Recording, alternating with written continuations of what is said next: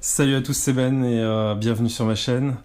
Donc voilà, pour cette petite vidéo, je vais vous montrer un peu par quoi je suis passé en termes de fer à souder depuis que j'ai commencé l'électronique. Et ça vous permettra aussi, pour tous ceux qui débutent, d'avoir un petit aperçu de ce qu'on peut acheter, ce qu'il vaut mieux éviter, etc. quoi. Donc le premier fer à souder que j'ai eu, c'était ça, voilà. C'était il y a assez longtemps.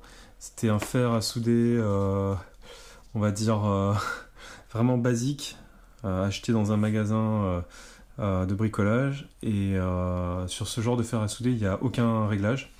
Donc on branche, ça chauffe tout de suite au maximum, ce qui peut être vraiment dangereux. Là, on voit que limite, il a fondu un petit peu à force de rester branché avec sa résistance qui chauffe au max. Le seul aspect positif, c'était la petite panne qui était assez précise dessus. Là, on voit, elle est relativement encore en bon état. Bon, c'est pas la première, hein, mais je l'ai changée. Mais bon, voilà. En plus, bon, le prix de ce fer était assez élevé pour ce que c'est. Les pannes étaient chères et voilà. C'était vraiment. Il y avait pas autant de choix que maintenant avec Amazon, eBay, etc. Et Et voilà quoi, ça c'est vraiment dangereux.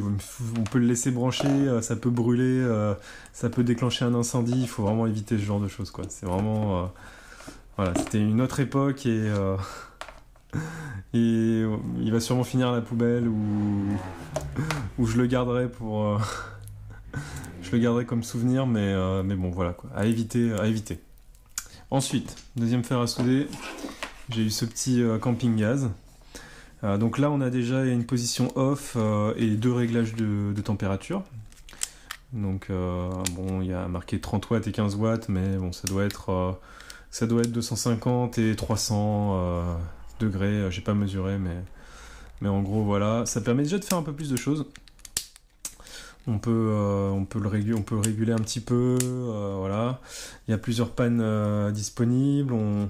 On dévisse et on a déjà quelques accessoires, mais c'est pas optimal non plus dans le sens où la panne n'est chauffée que sur les premiers centimètres ici, donc la montée en température est assez lente et bon, la précision dépend un peu du nombre de pannes. On peut quand même faire des choses, mais voilà quoi. De ce fait là, je trouve qu'il met du temps à chauffer et la transmission de la température sur le bout est pas top. Donc à garder, à en faire vraiment de dépannage qu'on peut mettre dans un sac à dos ou ce genre de choses, mais voilà quoi. C'est pas non plus top.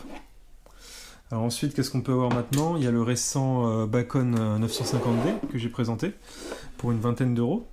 Donc petite mini station entre guillemets, donc avec affichage digital, un réglage de la température. Il y a 5 positions et un fer qui adapte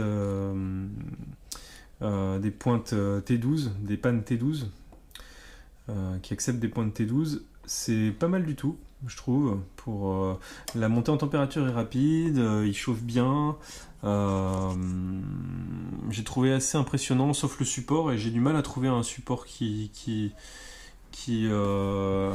convienne à ce fer, mais bon. Globalement, ça peut être vraiment pas mal quoi, pour avoir une petite station pour quelqu'un qui a pas trop de place, parce qu'une station un peu plus grosse va tout de suite prendre beaucoup plus de place. C'est pas mal du tout pour commencer, à la limite, et à faire des travaux un petit peu précis, ce genre de choses. Je dirais que c'est une option quoi. C'est une option pas trop mal. Maintenant, à côté de ça, on a pour une trentaine d'euros des stations déjà un peu plus sérieuses, hein, comme la IUA 937D qui est ici, une quarantaine d'euros. Et là, ouais, on a vraiment déjà quasiment une mini station. C'est pourtant un prix, on va dire, vraiment bas, hein, pour une station de soudage.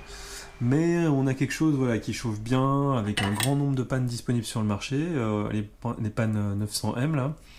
Et on peut déjà attaquer des travaux assez sérieux. On a un support stable, on a un support assez stable et efficace. Le réglage de la température est relativement précis. On va dire que ça équivaut à peu près au niveau avec le Bacon, hein, niveau réglage de la température et montée en température. Maintenant, voilà quoi, je dirais que c'est une option de prendre ce genre de petite station si on a un peu plus de place et si on compte faire de l'électronique, on va dire occasionnelle, avant de passer sur une vraiment grosse station. Mais on peut déjà attaquer des travaux assez sérieux avec ça, type petit montage électronique, affichage, mini-ampli, casque, mini-ampli, je sais pas, tout ce qui vous vient à l'esprit, réparation de télé, etc., ou d'écran. Ça peut être pas mal, ça peut être vraiment pas mal. Et je dirais oui, pour commencer, évitez les fers premier prix et orientez-vous plutôt vers une solution comme ça, quoi, type le Bacon 950D si vous n'avez pas trop de place et que vous voulez un truc compact. Ou alors déjà une mini station chez IUA ou toutes les marques type ACO, etc.